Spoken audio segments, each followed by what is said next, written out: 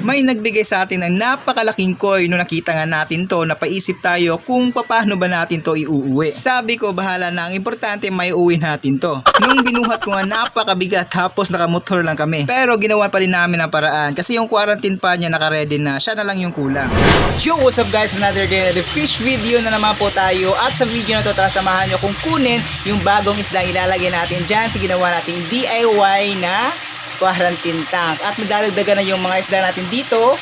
Magiging 4 na sila sa malaking pan na to. So yun mga kahabi, samahan nyo po ko para malaman nyo din kung anong variety ng koi po yung ilalagay natin dyan. So yun, samahan nyo ko mga kahabi, tara.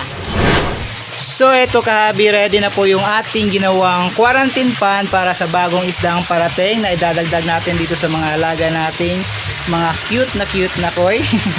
Dito po muna natin siya ika-quarantine. Medyo malaki to at galing ito kay Sir Simon from Imix Auto Trade. Maraming salamat po sir sa pagbigay sa atin ng isdang to at ipapa-adapt niya sa atin.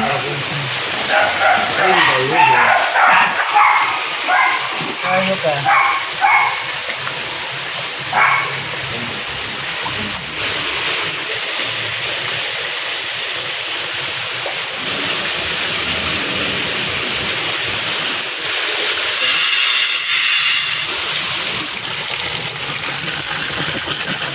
Yun.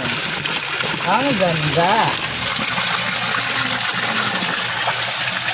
Mura na kay janitor dira dai. Ano dito? Let's go.